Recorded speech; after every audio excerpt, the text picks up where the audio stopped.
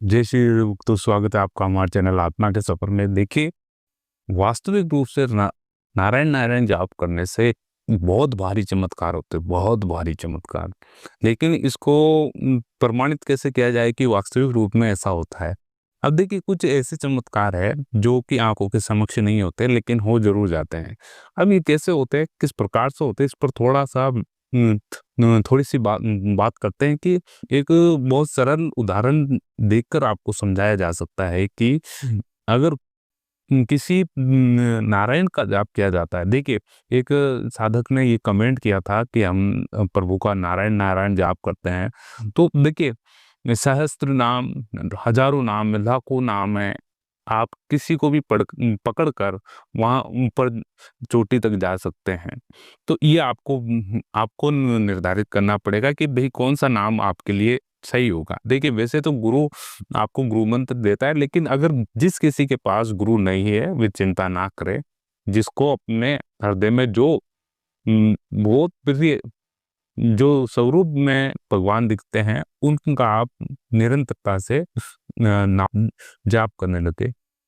दूसरी सबसे इम्पोर्टेंट बात जो आपको सबको ध्यान रखनी है, देखिए चमत्कार किस प्रकार से होते हैं वो मैं बताने की कोशिश करता हूँ। देखिए, आपने प्रभु का, ईश्वर का नाम लिया, जैसे कोई नारायण नारायण नारायण नारायण नारायण भीतर ही भीतर से प्रभु का नाम का जाप कर रहे हैं। अब देखिए, विशेष कर यही बात है, एक तो मुख से बोलना। शुरुआती रूप से आप आसपास में बैठे हैं, कोई है नहीं, तो आप मुख से बोल सकते हैं और निरंतरता से ये हृदय में चलता रहता है नारायण नारायण। अब देखिए, चमत्कार कहाँ होगा? चमत्कार वहीं होता है जहां पर कुछ आपके साथ आपके साथ कोई काम आपका बन नहीं रहा है निरंतरता से, और आप आगे बढ़ नहीं पा रहे हैं, कहीं ना कहीं अवरोध आता है। तो ऐसी जगह में ही कोई ना कोई रूप लेके, ईश्वर का रूप लेकर वो कारण बनता है, कारण से समाधान होता है। ये वास्तविक रूप है। परिस्थिति में वो दिखाई नहीं देता है, ये वास्तविकता है, वो दिखाई नहीं देता है, ये वो परिस्थिति रूप में आता है।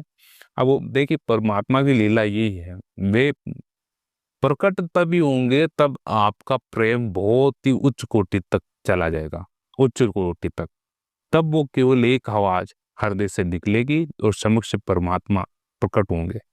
देखिए, बाकी आपको अदृश्य रूप में, गुप्त रूप में मिलते रहेंगे, परिस्थितियों में मिलेंगे। जो आप कहेंगे ना कि नहीं ये काम आपका बन गया, पता नहीं कैसे हुआ, ये ईश्वर की कृपा से ही हुआ। ईश्वर की वास्तविकता यही होता है कि परमात्मा की कृपा से ही वो काम बनते हैं। अगर कोई काम नहीं बनता है तो वो भी परमात्मा की कृपा से ही होता है, क्योंकि उसके आगे आपका जो मार्ग होता है वो थोड़ा दुर्गम होगा और आपके लिए उचित नहीं होगा, इसलिए वे उस मार्ग में अवरोध डाल के उसको रोक देते हैं।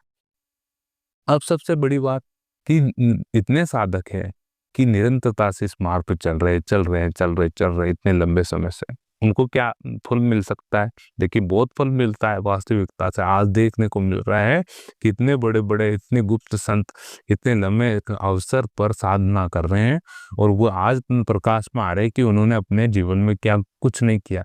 वो समाज को नहीं, पूरे संसार को देने की सामर्थ्य रखते हैं, पूरे संसार का कल्याण करने की सामर्थ्य रखते हैं ऐसे बड़े बड़े संत।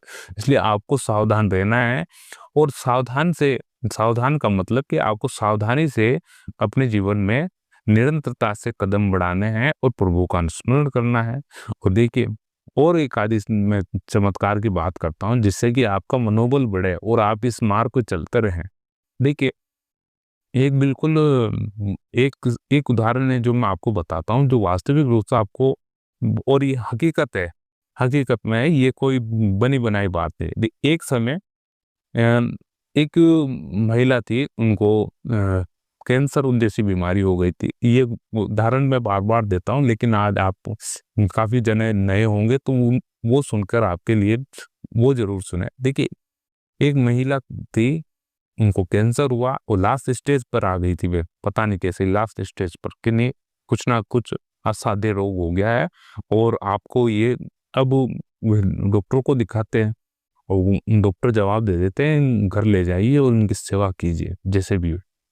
अब देखिए, दवा चलती रही और इधर से उनको किसी ने कह दिया कोई उनके अच्छे जानकार थे, मित्र थे, उन्होंने कहा कि अब ईश्वर का नाम लीजिए, परमात्मा का नाम लीजिए, नारायण नारायण जपे, राम राम जपे, जो भी अच्छा लगे, कृष्ण कृष्ण जपना शुरू कर दीजिए। अब उनको नाम कृष्ण अच्छा था, उनके हृदय में बहुत प्रिय थे श्री कृष्ण, तो वो श्री कृष्ण श्री कृष्ण श्री कृष्ण श्री कृष्ण। देखिए यहाँ पर समझदारी भी थी, उस महिला की बहुत बड़ी समझदारी थी कि उतना समझ गया था कि अब अंतिम रूप से अब कुछ नहीं होने वाला, इस शरीर से जितना कार्य करना था हमने संसार को दे दिया, इस शरीर का उपयोग अब अंतिम रूप से परमात्मा के नाम में हम इस जीवन को देंगे। तो धीरे धीरे धीरे धीरे धीरे श्री कृष्ण श्री कृष्ण श्री कृष्ण श्री कृष्ण, महीना 2 महीना बीता, वापस वे डॉक्टर के पास गए और रिपोर्ट चेकअप करवाई कि नहीं डॉक्टर साहब क्या है, वापस जांच वगैरह दिखाई, उनको थोड़ा रिपोर्ट में हल्का धीरे धीरे सुधार होने लगा।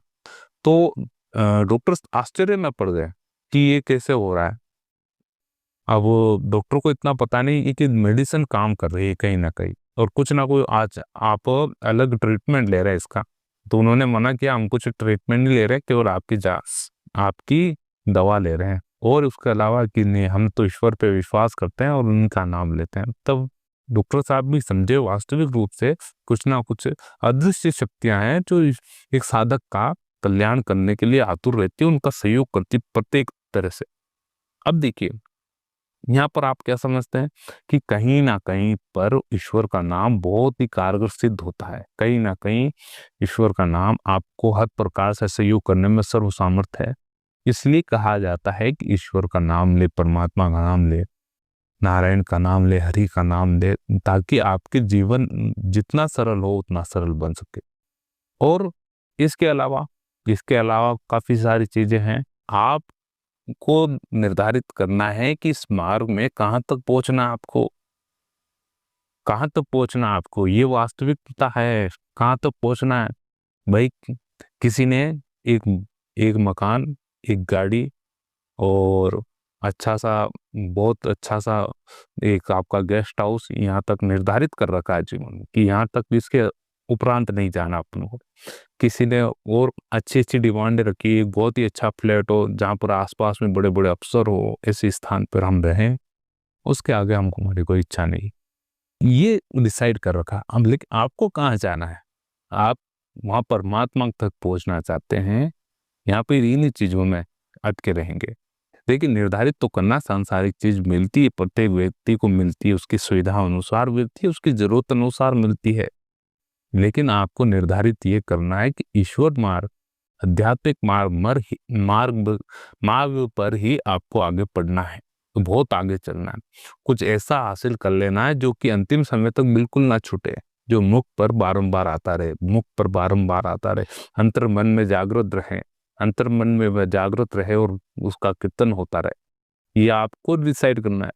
इसलिए धीरे धीरे धीरे धीरे धीरे इस मार्ग में आगे बढ़ते रहेंगे तो आपको निश्चित रूप में एक सफलता हासिल होगी। और ईश्वर का नाम, नारायण का नाम बहुत बड़ा है। वेदों में एक एक नादसीय सूक्त है, नादसीय सूक्त, उसमें ईश्वर का वर्णन दे रखा है, बिल्कुल क्लियर वर्णन दे रखा है। आप पढ़ना, ईश्वर गूगल पर भी जाकर चेक कर लेना, वहां पर भी है नादसीय सूक्त, नादसीय सूक्त, है ना। तो उसमें दे रखा है ईश्वर कि परमात्मा कौन था, कि जब कुछ नहीं था तब वे थे, चारों तरफ पानी ही पानी, जल ही जल था, और पो की वे उनके नाभि कमल से ब्रह्मा प्रकट हुए, और बहुत अच्छा विवरण दे रखा है नारायण के बारे में।